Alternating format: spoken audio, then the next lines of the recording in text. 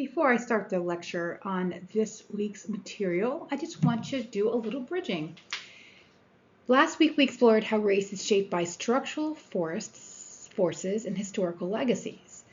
It's interesting to note that in the upper right-hand corner, that was a plan for how people should live. On the right was planned communities, and on the left is a trash dump. And even though it's green spaces, it really had a hard time with those people being healthy. So that was kind of a structural problem and a historical legacy that continues today. This week, we're going to shift our focus to how racial meanings are created and maintained through interaction. And just a heads up, we're really going to be focusing on a specific theory, which is symbolic interactionism, because it helps us understand how everyday behaviors shape social realities through meaning. So think of this as moving from last week's architecture of inequality to this week's choreography of meaning. Welcome back, everyone. We're diving into week 4, and I want you to know what you shared in your discussion post last week was powerful. You connected personal observations to big sociological patterns in ways that honestly impressed me. You're thinking like sociologists. Today, we're building on that foundation. I'm going to ask you a new question. If race matters so much, and you've shown me you understand that it does, then why exactly do societies create and maintain these racial meanings in the first place? Let me tell you what I saw in your post last week. You analyzed how structural patterns shape starting points in life. You connected Wilson's structural forces and Oliver Shapiro's historical legacies to real communities that you know. You demonstrated an understanding of intersectionality, how multiple systems work together. That work you did, it's preparing you perfectly for this week's focus, because now we move from why does race matter to how do societies create and maintain racial meanings? Think of it like this. Last week we looked at the effects. This week we're looking at the process. Before we get started, I wanted to mention that we will be having our first unit quiz next week. So not this, but so it'll be the 14th. And so that week we won't have a lecture quiz. Instead, we'll have your unit quiz. But don't stress about that yet. Today's lecture will teach you today's lecture we're going to move on. And I'll tell you more about Unit 1 as it goes, but there's plenty of studying available. Look in the announcements to identify how you can prepare. So your timeline today is to complete all the readings, all the lectures by Tuesday, take the lecture quiz number 4 on Wednesday, and that by midnight, and then choose your week 4 activity. This week you get to make a choice.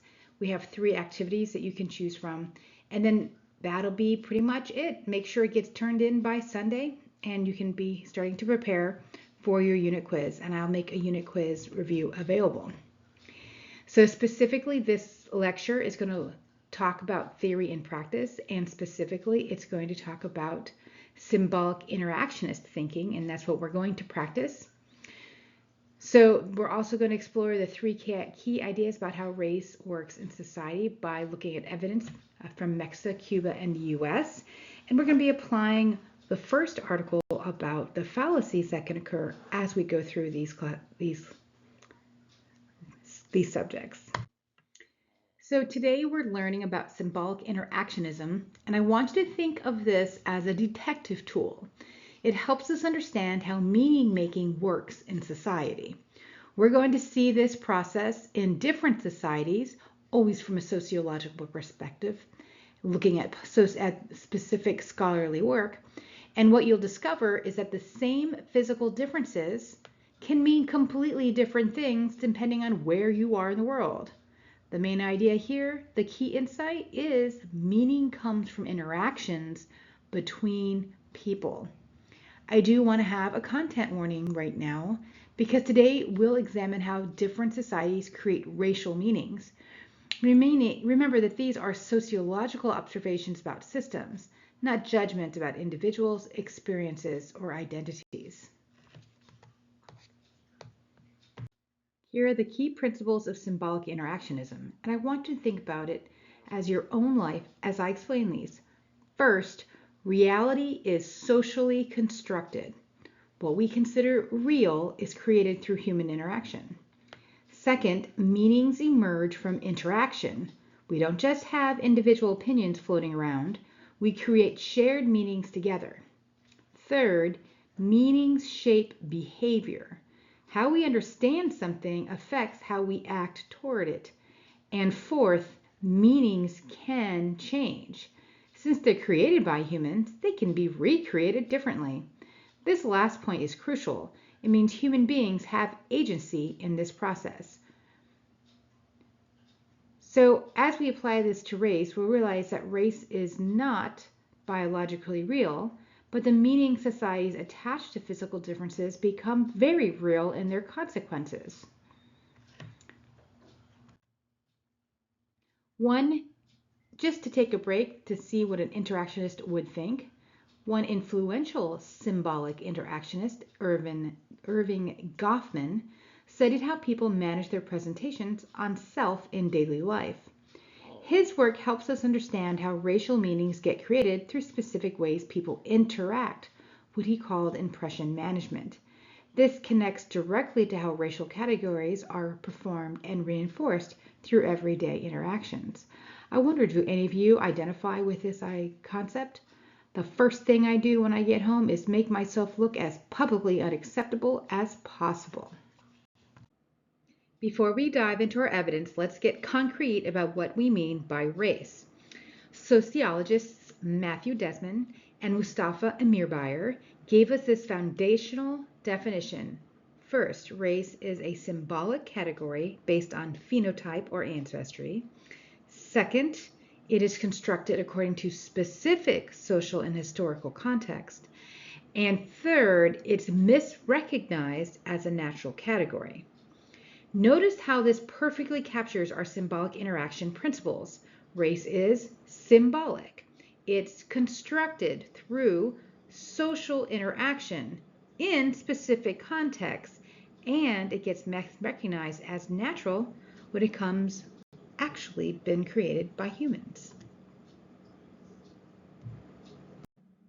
So here's what we're going to see today from three different research studies. The first is in Mexico, and we'll see how race blindness is collectively maintained through daily interactions. In Cuba, we'll see how different groups create different meanings from the same experiences.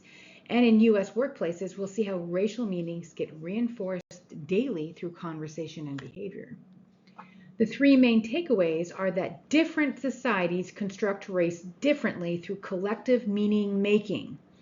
These meanings persist and feel, quote unquote, real through daily interactions, and understanding how meanings are created reveals possibilities for change.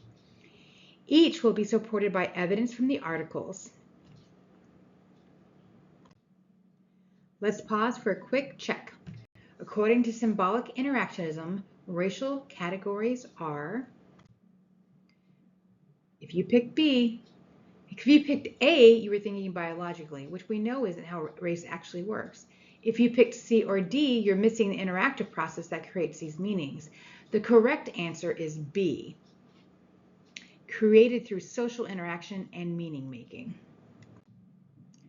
Let me introduce you to the researchers whose work we'll be exploring today. Think of them as your guides on this journey through symbolic interactionist thinking about race. Dr. Desmond is the one on top, and Dr. Emirbhayr is on the bottom. These are the two men who wrote What is Racial Domination? This researcher is named Christina Sue from the University of Texas at San Antonio, and she wrote this article and introduced the idea of race blind when we were talking about this ideology. Danielle Cleland is also from the University of Texas, but in Austin, and her research focused on Cuba. Well, the article we looked at did. She does lots of different types of research. And so she wanted to discuss how in Cuba there is a narrative or a story that says racism is solved. So those were the things that these researchers were looking at. And then, of course, there's David Embrick of the University of Connecticut and Hartford, and Thomas Hendricks, interestingly, at Elon University. And they're the ones who did the U.S. workplace research, which was facing daily reinforcement of racial meanings. So let's look at Christina Su's research in Mexico. Here's what's fascinating. Mexican society collectively creates race-blind meanings. People interact in ways that deny racial differences matter. National identity becomes the real category through shared meaning making. And here's what's really striking. Even people experiencing inequality often accept these shared meanings. It's not that discrimination doesn't exist, but that society has created it a shared story that it doesn't matter. So one of the things this points out in our two first researchers is that there is a misconception here that should be avoided, and it's the legalistic fallacy. The law has changed, so racism is gone. Now here's what it gets interesting even more.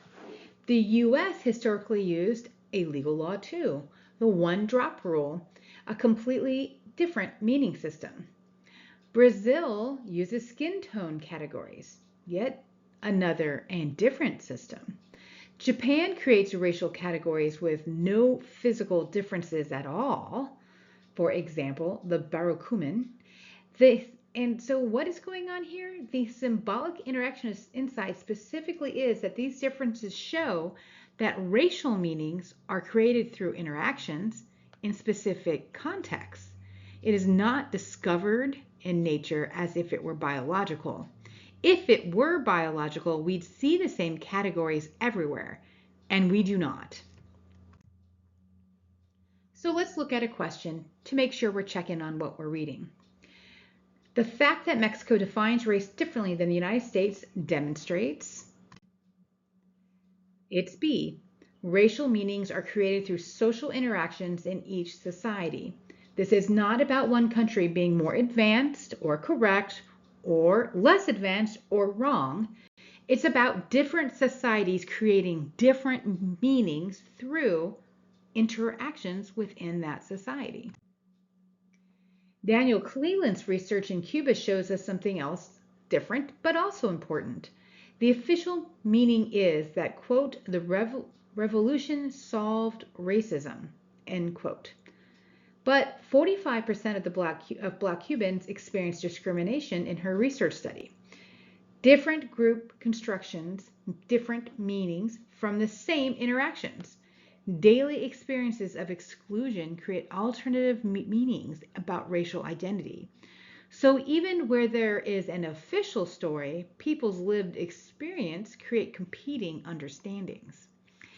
The common misconception to avoid, according to our first researchers, is the tokenistic fallacy, which is success stories prove equality. So just in case you were wondering, epithet is a word or is an offensive word or name that is used as an insult. Embrick and Hendricks studied U.S. workplaces and found that racial meanings get reinforced through everyday quote-unquote workplace talk.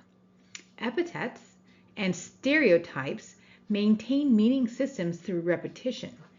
Each interaction confirms or challenges racial meanings, and shared interactions create group solidarity and division. The symbolic interactionist insight here, meanings feel natural because they're constantly reinforced through daily interactions. So let's pause and stop and think. Here's your chance to apply this symbolic interaction thinking. Using symbolic interactionism, explain how the workplace interactions described in the article by Embrick and Hendrick create and maintain racial meanings. Think back to the article. Can you give a specific example from the research? Take a moment to think about this, the interaction to meaning to reinforcement cycle. According to the finding of the researcher, this is how it works. When white workers use racial epithets, they're not just expressing individual opinions, they're participating in collective meaning making that defines racial hierarchies. Each time these interactions happen without challenge, the meaning that, quote, this is normal and acceptable, end quote, gets reinforced. Through repeated interactions, workers collectively construct shared understandings about racial categories and who belongs where in workplace hierarchies. It's the cycle. Interaction creates meaning. Meaning gets reinforced through more interactions.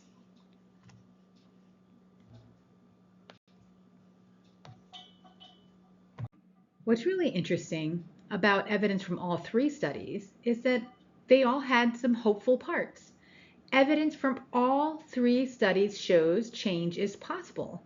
In Mexico, some people resist race-blind meetings when they conflict with lived experience. In Cuba, there's growing awareness among Black Cubans that official meetings don't actually match reality. In U.S. workplaces, recognition that racial interactions are chosen behaviors and not inevitable responses.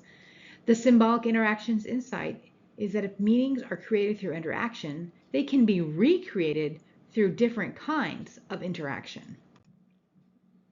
So here's the next question. If racial meanings are created through social interaction, this suggests B. Racial meanings could potentially be recreated through different interaction. That is the power of understanding the process. It reveals human agency and possibility.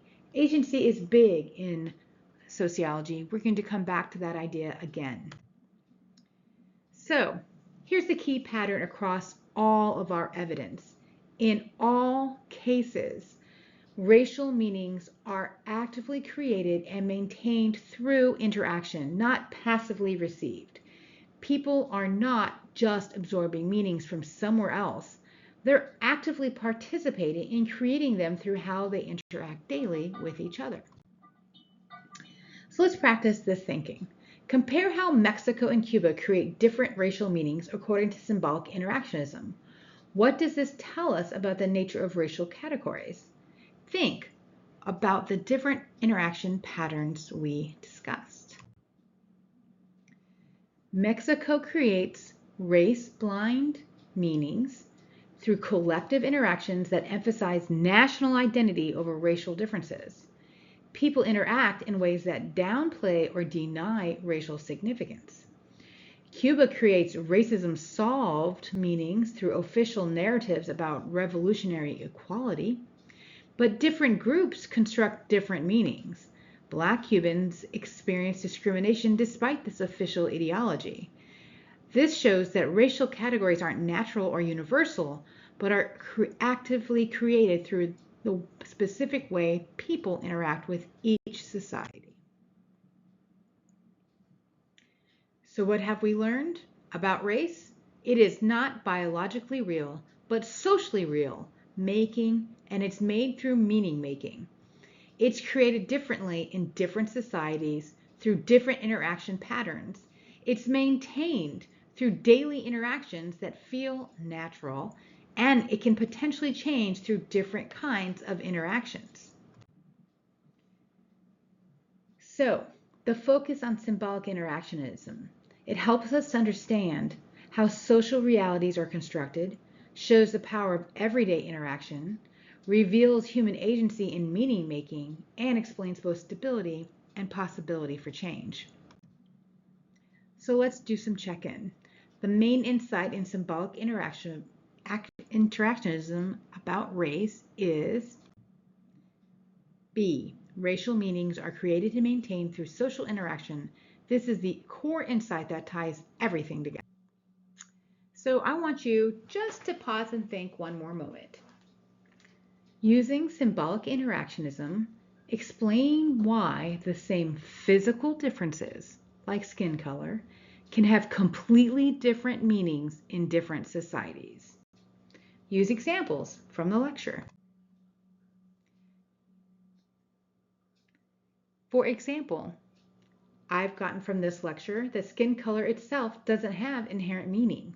Societies create meanings through how people interact around these differences. You might look back to the literature or the lecture and recognize and apply the word about race blind. Because in Mexico creates race blind meanings by interacting as if skin color differences don't matter.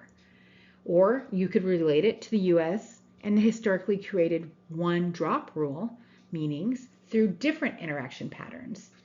The same physical traits get different social meanings because different societies engage in collective meaning making processes through their daily interactions.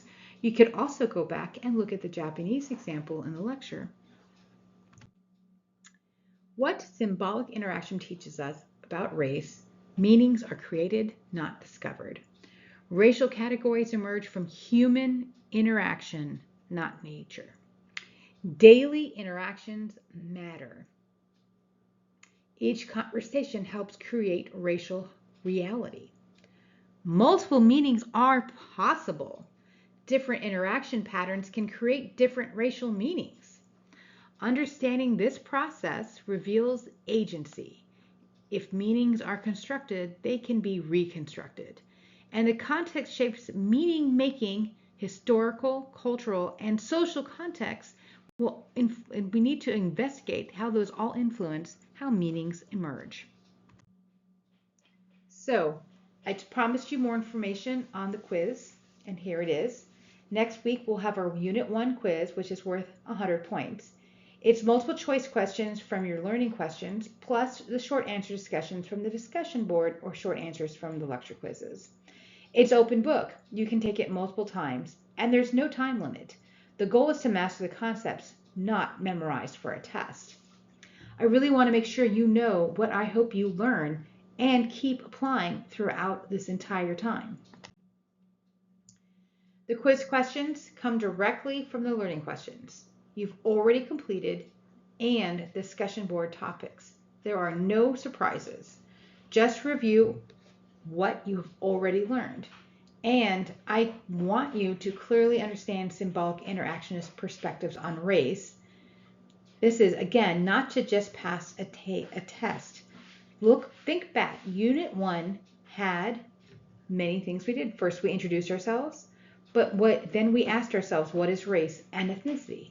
Week 3 was on how race matters through structural analyses. And now in week 4, we're looking at how racial meanings are created through symbolic interactionism.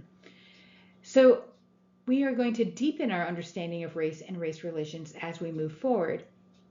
But at this point, I know you have definitely got an understanding of race from very specific sociological perspectives. As we wrap up, think about these questions. How might symbolic interactionism help us understand other social categories like gender, class, or age? What role do social media interactions play in creating and changing racial meanings today? How did the meaning-making process we studied compare to your own community experiences? What questions do you have about interactions that create social realities? We've covered the complexity of social construction today in depth, and I want you to know this applies to meaning making in your own lives too. You're not just passive recipients of social meanings, you're active participants in creating them. That's both a responsibility and a source of power. So throughout this week, I encourage you to put on your sociological lenses and practice looking around to see what you can see. Now it's your turn to use symbolic interactionist thinking. You have 3 options, each taking about 30 minutes. Option A is to make an interaction mapping.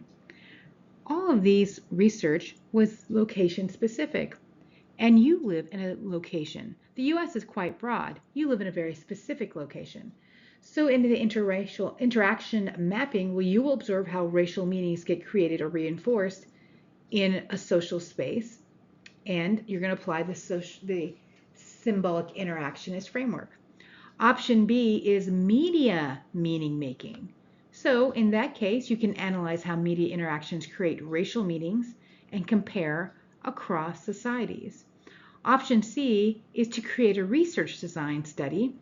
So you would design a study using symbolic interactionist principles focused on how meanings emerge from interaction. There's more details about this.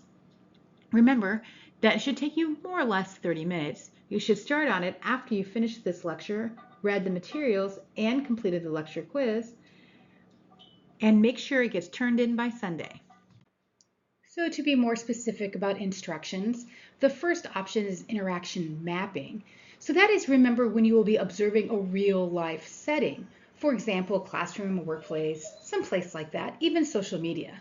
And I want you to map how racial meanings are created or reinforced through interaction. In my fictitious example, I used Oreo and Vaquero at the food bowl. These are my cats. This is not a reasonable example, but I have no doubt no one will copy this. Haha, just kidding. All right, so I noticed, for example, that how they get along, and I identified that Oreo, who is black and white, and Vaquero, who is solid gray, just didn't really interact with each other. And so they were relaxed. I pointed out their body language, relaxed tails, no vocalization, and I identified that shared meaning, right? We talked about two concepts. Shared meaning might be one of them from symbolic interactions, because it shows that we belong here together. And it was how repeated calm interactions construct a racial meaning of mutual acceptance. You will be expected to submit 1 to 2 paragraph reflection describing what you observed and how it connects to symbolic interactionist theory. This one is interesting because you have to go out and find and spend time observing before you write about your interaction mapping. Now this one is specifically meaning making in media. So I want you to analyze a media example, so you have to find one, right? And then after you observe it and watch it, take notes and see how racial meanings are created or challenged. And as usual, I will expect you to use cultural contexts, because this one is related to that when we were comparing Cuba or Mexico, for example. So for example, I also use 2 course concepts, and in this one I use conditional coexistence. If you look at my example, Joy and Tiger and lap diplomacy, these 2 calicos, by the way, cannot coexist unless I'm sitting between them and constantly petting them. And so imagine in a fictional TikTok series I could develop called Lap Diplomacy, Joy and Tiger are shown negotiating lap territory. This can be something that results in bloodshed on me as they scratch me, just saying. They never scratch each other. So this video could be humorous with captions showing how petting both at once creates a temporary peace. Symbolic interactionism helps explains how repeated interactions, petting, positioning, eye contact between me and the cats, construct a racial meaning of conditional coexistence. And in contrast, a Cuban media clip might show cats of different colors sharing space without conflict, reinforcing that so-called racism solved narrative.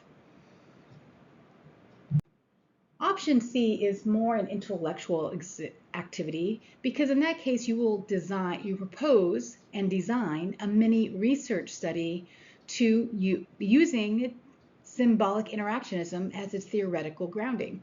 So you'd have to choose a setting, then you would have to say what could you observe to understand how racial meanings are created, and what questions would you ask, and what symbolic interaction concepts would guide your study. So for example, Callie is one of my cats who is clearly not right in the head. She is the only one who is not related to my cats, because we came to her, my aunt unfortunately passed away and we inherited her, but there was definitely something wrong with her brain. She has a lot wrong. The vet says she just has some mental deficiencies. So she's in this multi-cat household, and maybe I could develop a research study. And my focus would be, how does Callie, who is a mentally deficient calico, how is she treated by the other cats? And research questions I could pose are, how do the other cats respond to Callie's unpredictable behavior? What meanings are created through repeated interactions? Does her difference become a symbolic category? And this SI, which I use for short for symbolic interactions, are framing. How do cats frame Callie's behavior? Is there shared meaning? Is there a collective understanding of her role? And impression management. Do cats change behavior around her? So again, that is more a mental exercise around something I've already observed. These are the options you can take. Our next slide is, I'm just going to be clear, I have the rubric pointed there. You'll get 10 points for completing your activity. You will get 10 points for applying the theory. Your insight and reflection is worth 5. And clarity and organization, to make sure I understand what's going on, is also worth 5 points. So it's worth 30 points, just like a discussion board would be. So before you are done with the week, you have completed the readings and review the week 4 lecture. Submit the lecture quiz number 4 by Wednesday. Complete your chosen activity by Sunday. And optionally, I have noticed some of you submitted notes or questions in the lecture, which before I make an assignment lecture on your, so that your lecture turns up on your to-do list as suggested by another student. And I did not put no submission last week. And I noticed some of you put some submissions. I thought that was kind of cool. So I'll give you extra points if you do that, but it is definitely not necessary. I will still be having my office hours on Wednesdays, which is the 10th this week from 9:30 to 10:30 a.m. Eastern Standard Time. But I will be traveling for a funeral and memorial reasons this week. I am still available via email, but I might take a little bit longer to respond. Please reach out at any time.